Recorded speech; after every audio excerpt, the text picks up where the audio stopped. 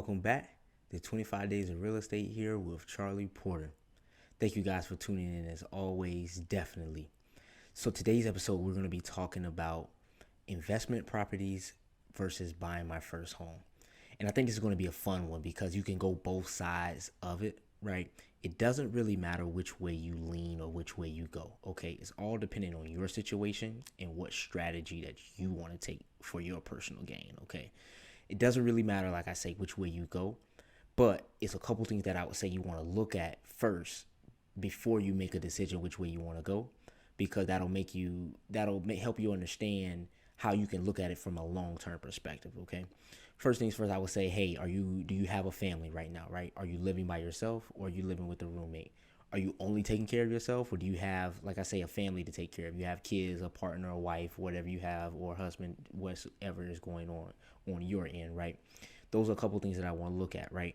That's the first thing I would say. And again, do not think about this in the short term. Remember, real estate is a long game.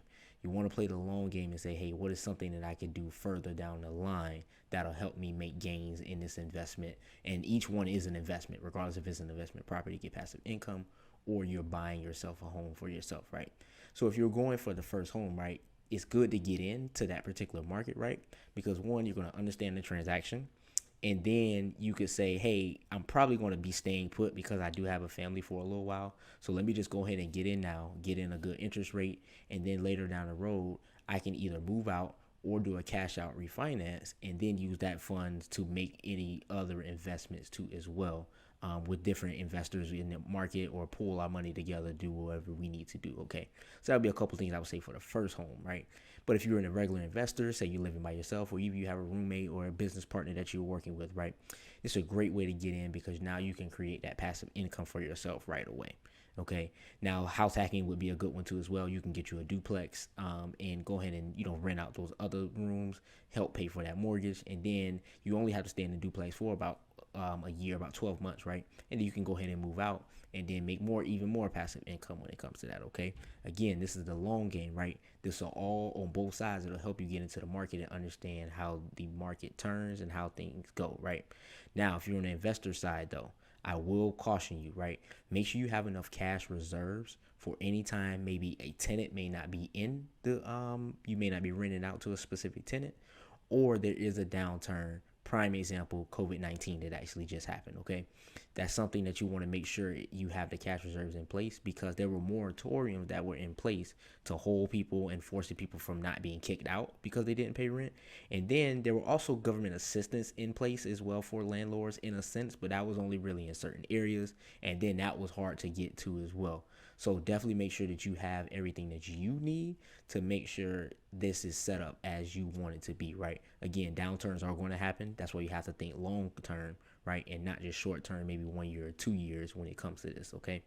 So for both sides, but you want to make sure you do your due diligence, okay? Again, there's no perfect way to do this. You're not right if you go with your first home as a family home, and you're not wrong if you go first home as a family home. You're not wrong the other way around if you try to get passive income first. Doesn't matter. It depends on your situation, okay? Now, understand that you're making a business decision regardless of what you're doing. So if you're going to stay in that home for a little while, you're going to stay in that home for a little while, and that's fine. If you're going to do it to make passive income, you can do that too as well, right? But write these things down. Write down a plan. Talk to who you need to talk to. That goes back to having that hard conversation with people, right? Hey, I don't have enough money right now, so maybe I should do this route, right? Or maybe I have enough money, but this is not the best course of action right now. So I'll go this route. I'll go family home first, or maybe investor side first, and then do it that way, right? Discuss with your business partners and your family for the best way. You don't want to be stuck in one way and then think the other route couldn't work at all, right? Just make sure you do your due diligence. That's really all I ask.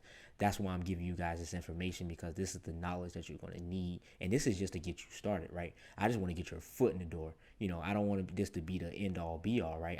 Don't look at this as, hey, Charlie said you have to do this, right? But you want to have that knowledge to make better decisions, to say, hey, this is the route I could take. This is the route I don't want to take. And then again, you can go either way. Buy your first home, have fun with it, stay in it for a little while because you do have a family to take care of. And then if not, you're an investor, go ahead and pool your money together with any different business partners, get you a private lender, have someone give you a loan, house hack it, do what you need to do, and then we can go from there. Okay. Again, this is doesn't matter which way you go, but I appreciate you guys tuning in. Stay tuned for the next videos. Keep on watching. Stay tuned with me. I definitely appreciate it. Thank you and have a good one.